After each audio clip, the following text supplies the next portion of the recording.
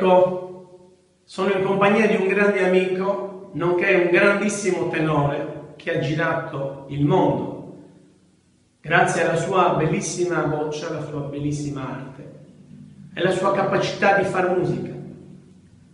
Oggi però è qua per farci sentire, attraverso la sua musicalità, una piccola, semplice melodia che ha fatto parlare della Sardegna nel mondo.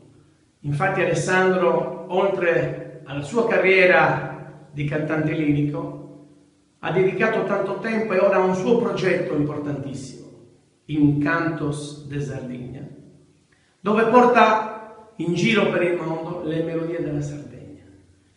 E oggi lo sentiremo sempre con l'arte dei suoni, ma in modo strumentale, con un suo strumento particolare, che è l'armonica a bocca.